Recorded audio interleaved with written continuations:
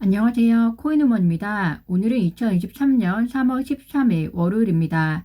구독과 좋아요, 알림 설정 정중히 부탁드리며 오늘 영상 시작하겠습니다. 암호화폐 공포 탐욕 지수가 전날 대비해서 16포인트 오른 49를 기록을 했습니다. 아무래도 바이든 정부가 실리콘밸리 은행 예금 고객들에게 보험과 한도를 정하지 않고 모두 상환해주겠다는 결정을 발표하면서 초심이 회복이 된 것 같습니다. 어제 콘텐츠를 통해서 리플이 뱅크런 사태에 있는 실리콘밸리 은행의 익스포저 노출이 있는지 여부에 대한 공식 성명이 곧 있을 거라고 말씀을 드렸었고요. 약 6시간 전에 리플의 CEO 브래드 갈링하우스가 트윗을 통해 공식적인 입장을 남겨 공유드리겠습니다. 리플은 실리콘밸리 은행에 어느 정도 노출되어 있다. 리플은 실리콘밸리 은행 파트너였으며 실리콘밸리 은행이 현금의 일부를 보유하고 있지만 다행히 리플은 일상적인 업무에 지장이 없을 것으로 예상하고 있고 이미 리플의 광범위한 은행 파트너 네트워크를 통해서 미국 달러의 대부분을 보유하고 있다라고 이야기를 하고 있습니다. 실리콘밸리 은행에 현금 일부가 있는 것이 있지만 정확히 리플이 얼마가 있는지 밝히지는 않았고요. 다만 아시겠지만 미국 정부가 실리콘밸리 은행의 예금주에 대해서는 보험과 그 한도를 떠나서 모두 보호해주겠다고 발표한 상황이기 때문에 그 많은 예금 고객 가운데 리플의 순서가 언제가 될지 모르겠지만 예금에 대해서는 보호받을 수 있을 것으로 보입니다. 리플 CEO 브래드 갈링하우스는 또 다음과 같이 이야기를 하고 있습니다. 실리콘밸리 은행에서 무슨 일이 일어났는지에 대해서 아직 많은 것이 알려지지 않았으며 우리는 곧 더 많은 세부 정보를 얻기를 희망한다. 하지만 리플은 여전히 강력한 재정 상태에 있다라고 얘기를 했습니다. 사실 실리콘밸리 은행이 왜 파산했는지 저도 이번 연준의 통화 정책, 즉 금리 인상에 영향이 있었다고 단편적으로 설명을 드리기는 했지만요. 구체적인 이유가 무엇인지 세세한 정보는 전혀 드러나고 있지 않은 상황이고요. FTX 사태가 발생했을 때에는 물론 아직도 밝혀져야 할 내용들이 많겠지만 많은 퍼드와 정보들이 쏟아져 나왔는데 그때와 비교하면 매우 제한적인 정보라고 할 수 있을 것 같습니다. 아무래도 정부 관할의 감시 감독이 진행되는 은행권의 이슈라서 그럴까요? 사실 실리콘밸리 은행 파산은 암호화폐 업계와는 관계가 없고 다만 벤처업체나 스타트업이 많이 이용하는 은행이다 보니 거래소나 혹은 암호화폐 발행사들이 많이 이용했었는데요. 오히려 현재 피해를 그대로 받고 있는 상황이 되어버렸습니다. 은행권에 대한 정부의 감시, 감독에 대한 책임에 대해서 노이즈를 일으키고 싶지 않았던 것인지 모르겠지만 암호화폐 업계재는 잣대와는 너무 다르다는 것을 다시 한번 확인할 수 있는 계기가 아닌가 싶습니다. 브래드 갈링하우스는 또 다음과 같이 이야기를 하고 있습니다. 일어나고 있는 많은 일들이 우리의 금융 시스템이 여전히 얼마나 망가져 있는지를 강조하고 있다라고 이야기를 했는데요. 그래서 저는 블록체인 기술이 더 필요한 것이 아닐까라는 생각이 듭니다. 은행 시스템은 정보가 중앙 집중화 형식으로 되어 있고 따라서 그 정보를 제대로 매니지하지 못할 경우 이렇게 뱅크런 이슈가 발생할 가능성이 있는데요. 암호화폐가 불법 범죄에도 쓰이기 때문에 무조건 제한해야 한다고 말하는 사람들은 이번 뱅크런 이슈에 대해서는 어떻게 평가할 것인지 궁금합니다. 블록체인이든 전통 금융이든 어느 쪽이든 장단점이 있기 마련이고 우리는 사회 발전을 더 일으키는 방향으로 가는 것이 맞다고 생각이 드는데요.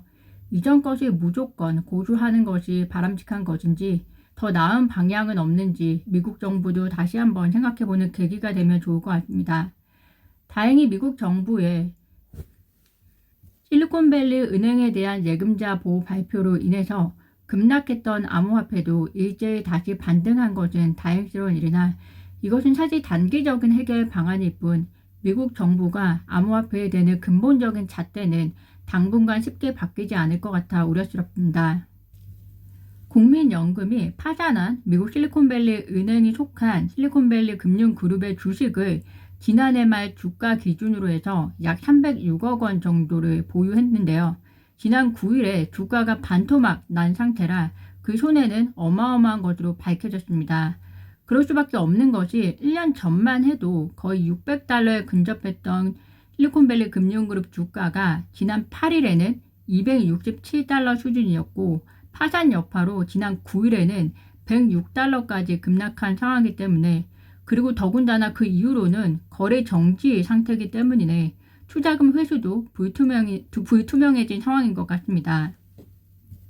문제는 국민연금이 보유한 주식 중에서 일부는 지난해 4분기에 추가 매수한 것이 포함이 되어 있다는 건데요.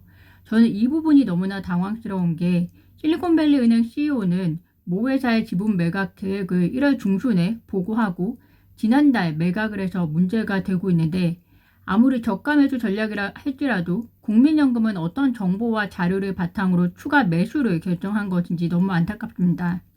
가뜩이나 매년 국민연금 적자라고 문제가 되고 있는 상황이라 국민들이 늘 이야기하듯이 제대로 투자를 하고 있는 것은 맞느냐는 것이 또다시 이 내용이 알려지면 분노를 살 것 같은데요. 현재 미국의 은행 문제는 실리콘밸리 은행뿐만이 아닙니다. 미국 정부가 시그니처뱅크 은행을 폐쇄하기로 결정을 했고요. 다행히 시그니처뱅크의 모든 예금 역시 미국 정부가 환급 가능함을 밝힌 상태입니다. 다만 시그니처뱅크는 암호화폐 친화 은행으로 현재 코인베이스나 다양한 암호화폐 업계가 이용하는 은행이라는 점 참고하시면 될 것 같은데요. 이러한 미국의 은행권 살리기 개입이 오히려 암호화폐 업계에는 악재가 될 수 있다는 시장 평가가 있습니다. 즉, 미국 당국의 공식 개입에 따라서 암호화폐 기업이 은행 서비스를 사용하기 어렵게 진입 장벽이 세워진 것이라고 설명을 하고 있는데요. 최근에 새 은행에 대한 조치, 실버게이트 은행이 없어졌습니다. 그리고 실리콘밸리 은행도 없어졌고요. 그리고 시그니처 뱅크도 폐쇄가 되었습니다. 예금자 보호를 통해 연쇄 작용이 다른 전통 은행권에 가지 않도록 하기 위한 전통 금융권에 대한 보호와 그리고 암호화폐 진입 장벽을 높이는 일석이조의 효과를 미국 정부는 목표를 삼고 있는 것일지도 모르겠다는 개인적인 생각이 듭니다.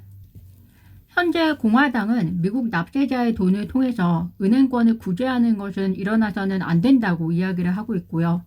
이에 대해서 미국 정부는 은행권을 구제하는 게 아니라 예금자를 보호하는 것이다. 예금자를 보호하기 위한 돈은 납세자 돈이 아닌 다른 곳에서 올 거라는 답변을 했습니다. 그렇지만 어디서 오든 결국 돌고 돌아서 미국 시민에게 작거나 크게 영향을 미치지 않을까라는 생각이 드는데요. 정치권 공방도 계속해서 지켜봐 보시면 좋을 것 같습니다. 오늘 제가 준비한 소식은 여기까지입니다. 오늘도 영상 시청 진심으로 감사드리고요. 구독과 좋아요, 알림 설정은 코인 우먼에게 큰 힘이 됩니다. 감사합니다.